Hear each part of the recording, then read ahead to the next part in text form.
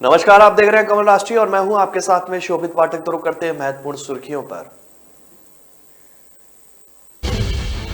राष्ट्रपति पर बयान से बवाल, अधीर रंजन बोले चूक हो गई, स्मृति ईरानी का बड़ा हमला, देश से माफी मांगे कांग्रेस।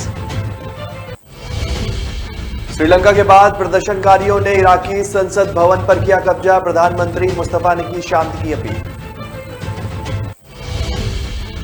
सांसदों के 50 घंटे प्रदर्शन के लिए खास व्यवस्था, इडली सांभर से लेकर चिकन का सेट है मेन्यू। झारखंड में ईडी की बड़ी कार्रवाई, जब्त किया पानी का जहाज, सीएम सोरेन के करीबी से जुड़े तार। और उत्तर कोरिया ने हाइपरसोनिक मिसाइलों का परीक्षण किया है, उत्तर कोरिया ने दक्षिण कोरिया और अमेरिका को भी धमकी दी। केंद्रीय मंत्री और बीजेपी नेता स्मृति ईरानी ने कांग्रेस पर करारा हमला करते हुए कहा है कि कांग्रेस और उसके नेता अधीर रंजन चौधरी को राष्ट्रपति द्रौपदी मुर्मू पर की गई टिप्पणी पर राष्ट्रपति और देश से माफी मांगनी चाहिए। उन्होंने कहा कि कांग्रेस ने उम्मीदवार के रूप में द्रौपदी मुर्मू को कठपुतली कहा था और अधीर रंजन चौधरी ने राष्ट्रपति को पत्नी के रूप में संबोधित किया। कांग्रेस के नेता ने घृणित काम किया है। उन्होंने कांग्रेस पर हमला करते हुए कहा कि देश और दुनिया जानती है कि कांग्रेस आदिवासी विरोधी है, गरीब विरोधी और महिला विरोधी भी है, लेकिन कांग्रेस का इस हद तक गिर जाना कि देश के सर्वोच्च संवैधानिक पद पर आसीन एक आदिवासी और गरीब परिवार की महिला का इस प्रकार अनादर करना, उसकी गरिमा पर प्रहार करना कतई स्वीकार्य योग्य नहीं है। उन्होंने आगे कहा कि कांग्रेस ने सोनिया गांधी जी की अध्यक्षता में यह संस्कार मूल्य विहीन और संविधान को चोट पहुंचाने वाला काम किया है। अधीर रंजन चौधरी ने यह जानते हुए भी कहा कि यह संबोधन भारत के हर मूल्य, हर संस्कार के विरुद्ध है, फिर भी उन्होंने द्रौपदी मुर्मू जी को राष्ट्र की पत्नी के रूप में संबोधित किया। संसद में सड़क पर कांग्रेस और उनके नेताओं को देश के प्रथम नागरिक राष्ट्रपति द्रौपदी मुर्मू जी और देश से माफी मांगनी चाहिए। बीजेपी का आरोप है कि सदन नेता अधीर रंजन चौधरी ने राष्ट्रपति द्रौपदी मुर्मू को राष्ट्रपत्नी कहकर संबोधित किया। कुछ दिन पहले भारत के पड़ोसी देश श्रीलंका में आर्थिक मंदी के कारण पैदा हुए राजनीतिक अस्थिरता के कारण सड़कों पर आए लाखों प्रदर्शनकारियों राष्ट्रपति भवन में उनको घुसते हुए देखा गया था। कुछ ऐसा ही हाल अब इराक में होते हुए दिख रहा है, जहां भ्रष्टाचार और कुशासन से परेशान जनता को संसद भवन में घुसते हुए देखा गया।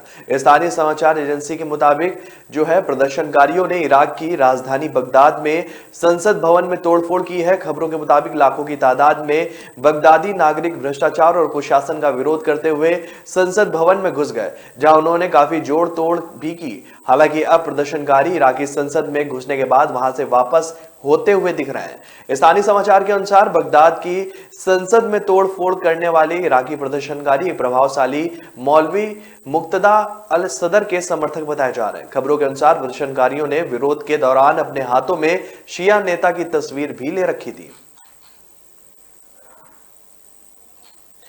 संसद में अपने निलंबन और महंगाई के मुद्दे पर चर्चा की मांग को लेकर करीब 50 घंटे के विरोध प्रदर्शन पर बैठे सांसदों के भोजन आदि की व्यवस्था के लिए विपक्षी पार्टियां विशेष इंतजाम कर रही हैं। इस प्रदर्शन में शामिल सांसदों के लिए दही चावल से लेकर इडली सांभर, चिकन, गाजर का हलवा से लेकर फल तक की व्यवस्था की गई है। अपनी एकजुटता और राजनीतिक ताकत को दिखाने के लिए किए जा रहे प्रदर्शन के लिए विपक्षी पार्टियां एकजुट हो गई है और क्रमवार पार्टियों को धरने पर बैठे लोगों के खाने पीने के सामान से लेकर अन्य व्यवस्थाओं की जिम्मेदारी दी गई है। दिन की व्यवस्था के लिए रोस्टर को इसके लिए बनाए गए व्हाट्सएप ग्रुप पर साझा किया जा रहा है ताकि सभी को समय से जानकारी दी जा सके। राज्यसभा के 20 निलंबित सदस्यों ने बुधवार को संसद परिसर में अपना प्रदर्शन शुरू किया। सूत्रों ने बताया कि विपक्ष ने सभापति की उस पेशकश को अस्वीकार कर दिया जिसमें निलंबन को वापस लेने के लिए पार्टियों से अपने सदस्यों के व्यवहार को लेकर खेद जताने को कहा गया था। निलंबित सांसदों में शामिल तृणमूल कांग्रेस की डोला सेन ने कहा कि सांसद गांधी प्रतिमा के समक्ष धरना दे रहे हैं और रात को भी वहीं ठहरेंगे। ईडी ने झारखंड में अवैध खनन माफिया पर कार्रवाई करते हुए पानी का जहाज जब्त किया है। एक अधिकारी ने बताया कि ईडी ने झारखंड में अवैध खनन और जबरन वसूली से संबंधित मामले के संबंध में जो है इंफ्रालिंक 3 जहाज जब्त किए हैं। करीब 30 करोड़ रुपए के जहाज का कथित तौर पर झारखंड के मुख्यमंत्री हेमंत सोरेन के करीबी पंकज मिश्रा इस्तेमाल कर रहे थे। जहाज सुकरगढ़ घाट साहेबगंज से बिना किसी परमिट के अवैध रूप से संचालित किया जा रहा था। ईडी की तरफ से कहा गया है कि मंगलवार को किए गए एक तलाशी अभियान के दौरान पोत को जब्त कर लिया गया है। अधिकारी ने कहा कि राजेश यादव उर्फ दाहू यादव के कहने पर जहाज का संचालन पंकज मिश्रा और अन्य की मिलीभगत से अवैध रूप से खनन किए गए पत्थरों को ले जाने में किया जा रहा था। अधिकारी ने बताया कि जहाज के मालिक के खिलाफ बंगाल फेरी एक्ट की धारा 2530 और आईपीसी की धारा 188, 282, 420 के तहत जो है कई धाराओं में एफआईआर दर्ज की गई है। इस तरह से इस संबंध में 26 जुलाई को आईपीसी की धारा 379 और 414 के तहत जो है गिरवाबाड़ी साहेबगंज में भी एफआईआर दर्ज कराई गई थी। उत्तर कोरिया का तानाशाह किम जोंग उन परमाणु हथियारों की होड़ को बढ़ावा देने पर आमादा है। ऐसे संकेत मिल रहे हैं कि उत्तर कोरिया जल्द ही परमाणु परीक्षण भी कर सकता है। उत्तर कोरिया के नेता किम जोंग उन ने कहा कि उनका देश अपने परमाणु युद्ध से संबंधित तैयारियों में जुटा हुआ है। किम जोंग उन ने फिर से अमेरिका को चेतावनी दी है। उन्होंने कहा है कि उनका देश अमेरिका के साथ किसी भी सैन्य संघर्ष के लिए तैयार है। किम जोंग उन ने दक्षिण कोरिया के यूसुक योल प्रशासन की भी निंदा करते हुए कहा कि उत्तर कोरिया को अक्षम करने के किसी भी प्रयास को कड़ी प्रतिक्रिया और विनाश के साथ जवाब दिया जाएगा। तानाशाह किम जोंग उन ने साफ करते हुए कहा कि उत्तर कोरिया अमेरिका के साथ किसी भी सैन्य टकराव के लिए पूरी तरीके से तैयार है। आधिकारिक KCNA समाचार एजेंसी के मुताबिक किम जोंग उन ने 27 जुलाई को जो है कोरियाई युद्ध विराम की 69वीं वर्षगांठ को लेकर एक कार्यक्रम में एक भाषण के दौरान यह टिप्पणी की। किम ने दक्षिण कोरिया के प्रशासन की भी आलोचना करते हुए कहा कि उत्तर कोरिया के खिलाफ किसी भी तरह की गतिविधियों के प्रयास को जो है कड़ी प्रतिक्रिया दी जाएगी। तो ब्रेक पर जाने से पहले रुक करते हैं महत्वपूर्ण सुर्खियों पर। राष्ट्रपति पर बयान से बवाल, अधीर रंजन बोले चूक हो गई, स्मृति ईरानी का बड़ा हमला, देश से माफी मांगे कांग्रेस। श्रीलंका के बाद प्रदर्शनकारियों ने इराकी संसद भवन पर किया कब्जा, प्रधानमंत्री मुस्तफा ने की शांति की अपील। सांसदों के 50 घंटे प्रदर्शन के लिए खास व्यवस्था, इडली सांभर से लेकर चिकन का सेट है मेन्यू। झारखंड में ईडी की बड़ी कार्रवाई, जब्त किया पानी का जहाज, सीएम सोरेन के करीबी से जुड़े तार। और उत्तर कोरिया ने हाइपरसोनिक मिसाइलों का परीक्षण किया है। उत्तर कोरिया ने दक्षिण कोरिया और अमेरिका को भी धमकी दी।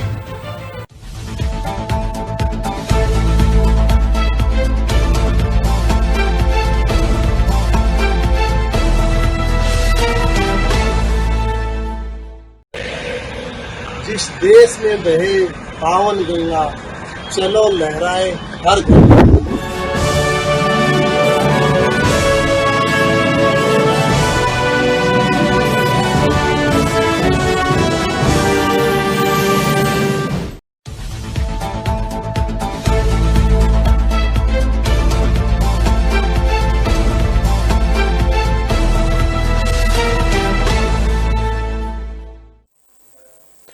ब्रेक के बाद फिर स्वागत है आपका। रुक करते हैं आगे की खबरों पर। वीआईपी कल्चर खत्म करने का वादा करके सत्ता में आने वाले CM Arvind Kejriwal Z+ security को लेकर सवालों के घेरे में घिर गए। कांग्रेस और बीजेपी ने पंजाब के सीएम भगवंत मान के इस फैसले पर सवाल खड़े कर दिए हैं। दरअसल जो है दावा किया जा रहा है कि भगवंत मान सरकार की ओर से एक लिस्ट जारी की गई है और इस लिस्ट में सबसे ऊपर दिल्ली के सीएम अरविंद केजरीवाल का नाम है। लिस्ट में केजरीवाल को आम आदमी पार्टी पंजाब का कन्वीनियर यानी कि संयोजक बताया जा रहा है, लिहाजा उन्हें Z+ सिक्योरिटी दी है, जबकि पंजाब में आम आदमी पार्टी के संयोजक भगवंत मान खुद हैं। दावे के मुताबिक 29 अप्रैल को यह लिस्ट जारी की गई थी। ऐसे में सवाल उठता है कि लिस्ट में अरविंद केजरीवाल के नाम के सामने कन्वीनियर क्यों लिखा गया है। इसी सवाल को लेकर पंजाब की सियासत गर्मा गई है। कांग्रेस के वरिष्ठ नेता परगट सिंह ने भी ट्वीट कर केजरीवाल पर हमला बोला है। परगट सिंह ने लिखा कि अरविंद केजरीवाल को गलत तरीके से पंजाब का कन्वीनियर दिखाकर जो है Z+ सिक्योरिटी दी जा रही है। केजरीवाल के पास पहले ही केंद्र से दिल्ली सीएम के तौर पर Z+ सिक्योरिटी है। एक आम आदमी के पास 2 Z+ सिक्योरिटी है। हालांकि पंजाब पुलिस ने दिखाए जा रहे दस्तावेजों को खारिज कर दिया है। पुलिस का दावा है कि जो दस्तावेज दिखाए जा रहे हैं वो ऑफिशियल नहीं है। पुलिस प्रवक्ता ने एक बयान में कहा है कि यह टाइप किया हुआ कागज है जिसमें ना कोई साइन है और ना ही आधिकारिक मोहर लगी है। ऐसा लगता है कि याचिकाकर्ता ने खुद इसे टाइप कर पिटीशन के साथ लगाया है। उन्होंने कहा कि यह मामला हाई कोर्ट में चल रहा है और 29 जुलाई को इसकी अगली सुनवाई भी होनी है। कर्नाटक सरकार के गठबंधन के 1 साल पूरे होने के मौके पर आज मनाए जाने वाले जश्न को मुख्यमंत्री बसवराज बोम्मई ने रद्द कर दिया है। मुख्यमंत्री ने खुद इसे रद्द करने का ऐलान किया। उन्होंने बीजेपी कार्यकर्ता प्रवीण नेट्टारू की हत्या को लेकर यह फैसला लिया है। मुख्यमंत्री बसवराज बोम्मई ने कहा कि हमने सरकार के गठन को 1 साल पूरा होने के मौके पर जश्न मनाने की योजना बनाई थी, जिसे हमने जन्मोत्सव का नाम दिया था। वहीं अब हमने इस कार्यक्रम को रद्द करने का फैसला किया है। उन्होंने कहा है कि अब इस जश्न के बजाय मैं प्रेस कॉन्फ्रेंस के जरिए सभी को संबोधित करूंगा। बीजेपी नेता की हत्या पर बात करते हुए सीएम बसवराज बोम्मई बोले कि ऐसे तत्वों को किसी भी कीमत पर बख्शा नहीं जाएगा। उन्होंने कहा कि मामले में शामिल सभी दोषियों को जल्द पकड़ा जाएगा। आपको बता दें कि इससे पहले आज बेंगलुरु करीब 40 किलोमीटर दूर डोड्डा बल्लापुरा में जो है गुरुवार 28 जुलाई को एक मेगा रैली आयोजित करने वाली थी। बीजेपी ने इस रैली को जन्मोत्सव का नाम दिया था। वहीं इस कार्यक्रम में बीजेपी के राष्ट्रीय अध्यक्ष जेपी नड्डा के भी शामिल होने की उम्मीद जताई गई थी। मध्य प्रदेश के उज्जैन में जनपद पंचायत चुनाव को लेकर जमकर हंगामा हुआ है। जनपद अध्यक्ष पद का फैसला कांग्रेस के पक्ष में गया, जिसके बाद बीजेपी कार्यकर्ताओं ने जमकर हंगामा किया। इसके बाद शिवराज सरकार के उच्च शिक्षा मंत्री मोहन यादव धरने पर बैठ गए। बुधवार को उज्जैन जनपद में अध्यक्ष और अन्य पदों पर निर्वाचन प्रक्रिया संपन्न हुई, जिसमें 25 जनपद प्रतिनिधियों को मतदान करना था, लेकिन 21 लोगों ने ही अपने मताधिकार का प्रयोग किया। इस दौरान कांग्रेस को 12 मत हासिल हुए, जिसके बाद कांग्रेस के अध्यक्ष पद के उम्मीदवार को विजयी घोषित किया गया। इसके बाद कांग्रेस के नेताओं ने जमकर जश्न मनाया। विधायक महेश परमार ने बताया कि कांग्रेस को 21 में से 12 मत मिले, जिसके आधार पर कांग्रेस प्रत्याशी को जीत हासिल हुई है।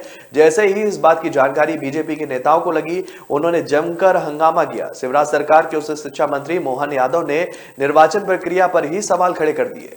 मंत्री मोहन यादव ने बताया कि निर्वाचन प्रक्रिया सही ढंग से संपन्न नहीं कराई गई। 25 में से 13 सदस्य बीजेपी के थे, जबकि कांग्रेस के पास 12 सदस्य थे। ऐसी स्थिति में निर्वाचन प्रक्रिया सही ढंग से संपन्न नहीं कराई गई, जिसके बाद जो है मामला बढ़ा और फिर इसके बाद जमकर उपद्रव भी हुआ।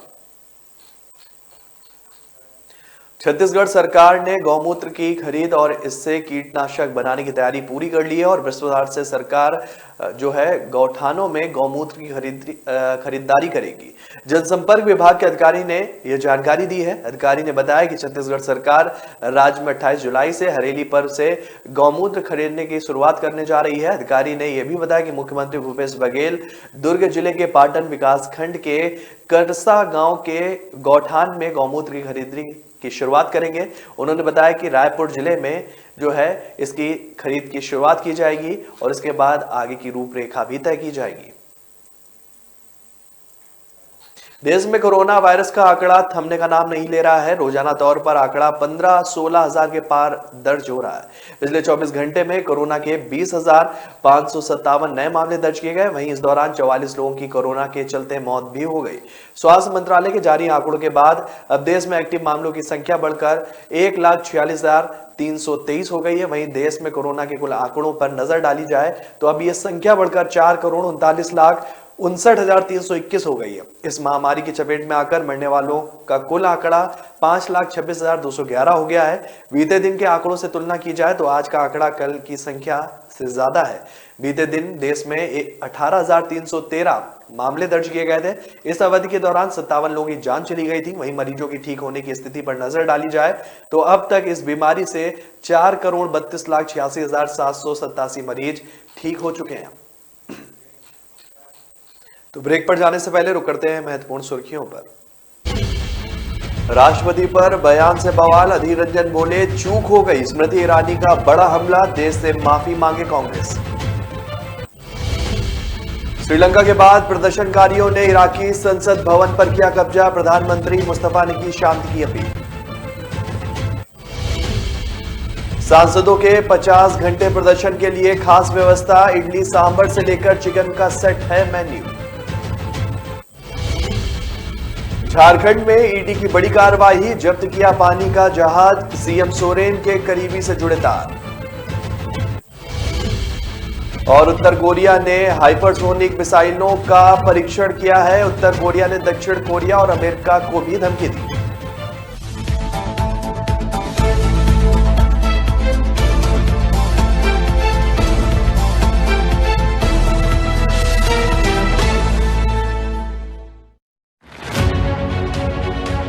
अमृत महोत्सव में हर दिल है देश प्रेम से रंगा।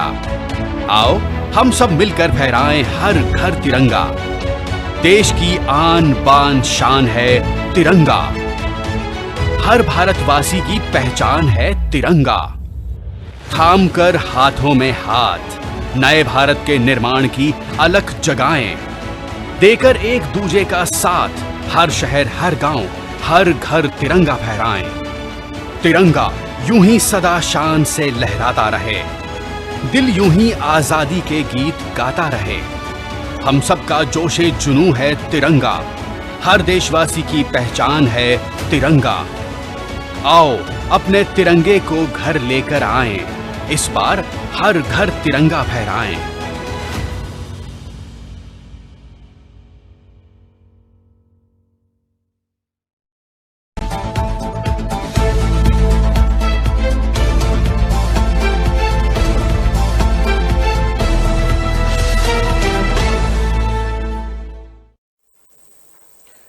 ब्रेक के बाद फिर स्वागत है आपका। रुक करते हैं आगे की खबरों पर। भारतीय आयुर्विज्ञान अनुसंधान परिषद के तहत पुणे स्थित राष्ट्रीय विषाणु विज्ञान संस्थान के वैज्ञानिकों ने एक मरीज के नमूने से मंकी पॉक्स वायरस को अलग कर दिया है, जो इस बीमारी के खिलाफ जांच किट और टीके के विकास का मार्ग प्रशस्त कर सकता है। अधिकारियों ने 27 जुलाई को यह बात कही है। इस वायरस को अलग करने के लिए वैज्ञानिकों की एक टीम का गठन किया गया था।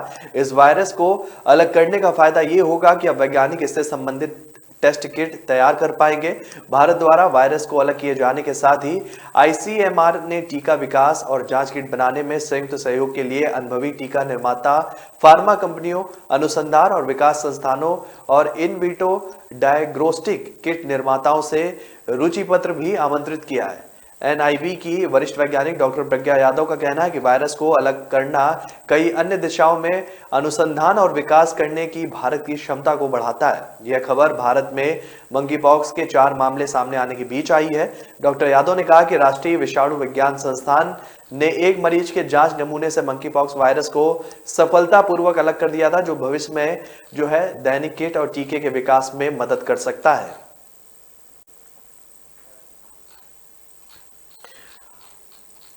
भावनगर जिला सरकारी अस्पताल ने अवैध शराब का सेवन करने वाले 13 से 14 मरीजों का पता लगाने और उन्हें वापस लाने के लिए बोटाद पुलिस से मदद मांगी है, जो पिछले 24 घंटे में बिना इलाज के अस्पताल से भाग गए।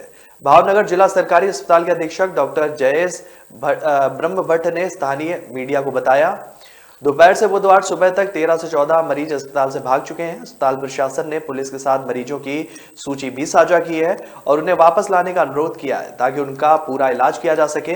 ब्रह्मभट्ट ने कहा कि मरीजों को लगा होगा कि वे ठीक हो गए और उन्हें आगे की इलाज की जरूरत नहीं है, इसलिए आधिकारिक छुट्टी की प्रतीक्षा करने के बजाय उन्होंने अस्पताल छोड़ दिया। कांग्रेस प्रवक्ता मनहर पटेल ने आरोप लगाया कि अस्पताल के कर्मचारियों या सुरक्षा कर्मियों की भागीदारी के बिना यह संभव नहीं है। सरकारी अस्पताल में सभी महत्वपूर्ण प्रवेश और निकास द्वारों पर 24 घंटे निजी सुरक्षा कर्मी भी तैनात रहते हैं। एजेंसी की सेवाएं अस्पताल की रोगी कल्याण समिति द्वारा हायर की जाती है। उन्होंने मांग की कि केवल मरीजों को वापस लाने के बजाय भावनगर पुलिस को यह भी जांच करनी चाहिए कि क्या अस्पताल से कोई मरीज को भागने में किसी भी प्रकार की किसी ने मदद तो नहीं की थी। पश्चिम बंगाल में चुनाव बाद हुई हिंसा के मामले में सीबीआई ने टीएमसी नेता अबू ताहिर पर शिकंजा कसना शुरू कर दिया है। हिंसा मामले में नंदीग्राम तृणमूल कांग्रेस नेता अबू ताहिर के घर सीबीआई की टीम पहुंची। नंदीग्राम के चिलग्राम निवासी और बीजेपी कार्यकर्ता देवव्रत मैती की हत्या में अबू ताहिर के खिलाफ प्राथमिकी दर्ज की गई है। हालांकि सीबीआई ने अबू ताहिर को कई बार हल्दिया कैंप कार्यालय में तलब किया, लेकिन वह पेश होने से बचते रहे। उसके बाद सीबीआई की अर्जी के आधार पर हल्दिया अनुमंडल अदालत ने अबू ताहिर और तृणमूल के 3 नेताओं के नाम गिरफ्तारी का वारंट जारी किया। सीबीआई की टीम आज तृणमूल कांग्रेस नेता अबू ताहिर के घर पहुंची। सूत्रों के मुताबिक कोर्ट के आदेश को लागू करने के लिए सीबीआई की टीम आज सुबह से अबू ताहिर के घर पर ही मौजूद है। दरअसल पश्चिम बंगाल विधानसभा चुनाव के बाद बीजेपी ने नंदीग्राम समेत राज्य के अलग अलग इलाकों में टीएमसी पर हिंसा फैलाने का आरोप लगाया था। बीजेपी का आरोप था कि चुनाव में जीत के बाद टीएमसी कार्यकर्ताओं ने कई जगह हिंसा की, जिसमें बीजेपी के कार्यकर्ताओं की जान तक चली गई थी। महाराष्ट्र में गुरुवार को बारिश होने की संभावना बनी हुई है। मौसम केंद्र के मुताबिक पूरे प्रदेश में हल्की से मध्यम बारिश की संभावना है। मौसम विभाग ने भंडारा, गढ़चिरौली, गोंदिया, यवतमाल में बारिश की संभावना को देखते हुए येलो अलर्ट जारी किया है। शुक्रवार को भी इन जगहों के लिए जो है अलर्ट बरकरार रहेगा। दूसरी तरफ महाराष्ट्र में वायु गुणवत्ता सूचकांक अधिकतर शहरों में अच्छा से संतोषजनक श्रेणी में रिकॉर्ड किया जा रहा है और गुरुवार को महाराष्ट्र के प्रमुख जिलों में जो है मौसम जो है बारिश का हो सकता है। मुंबई में गुरुवार को अधिकतम तापमान 31 और न्यूनतम तापमान 35 डिग्री सेल्सियस रहने का अनुमान है। आसमान में बादल छाए रहेंगे, हल्की बारिश के आसार हैं। वायु गुणवत्ता सूचकांक संतोषजनक श्रेणी में 99 पर दर्ज किया गया है। पुणे में अधिकतम तापमान 31 और न्यूनतम तापमान 22 डिग्री सेल्सियस रहने का भी अनुमान जताया गया है। भारत वेस्टइंडीज के बीच 3 मैचों की वनडे सीरीज का आखिरी मुकाबला भी टीम इंडिया के नाम दर्ज हुआ। क्वींस पार्क ओवल में खेले गए इस मुकाबले में भारत ने डकवर्थ लुईस पद्धति से 119 रन की विशाल जीत हासिल की है। इस जीत के साथ भारत ने 3 मैचों की वनडे सीरीज में वेस्टइंडीज को क्लीन स्वीप कर दिया है। यह वनडे क्रिकेट इतिहास में पहली बार है जब भारत ने कैरिबियाई सरजमी पर विंडीज टीम का क्लीन स्वीप किया। ये ऐतिहासिक सीरीज जीत के बाद भारतीय टीम का नेतृत्व संभाल रहे कप्तान शिखर धवन बेहद खुश नजर आ रहे हैं। उन्होंने कहा है कि हमारे जो लड़के युवा जरूर हैं लेकिन वह परिपक्वता के साथ खेले। उन्होंने खुद को बहुत अच्छे ढंग से मैनेज किया है। पूरी टीम ने अच्छा प्रदर्शन किया है जो कि सबसे ज्यादा महत्वपूर्ण है। अपने बल्लेबाजी पर धवन बोले कि मैं अपनी फॉर्म से खुश हूं। मैं जानता हूं कि अर्धशतक को शतक में कैसे तब्दील किया जाता है। मैं पहले मैच में 97 रन पर आउट हुआ था। आज के मुकाबले मैं अच्छी बल्लेबाजी कर रहा हूं। तो फिलहाल इस बुलेटिन में मेरे साथ इतना ही। आगे की खबरों के लिए बने रहिए आप कमल राष्ट्रीय के साथ। तब तक के लिए नमस्कार।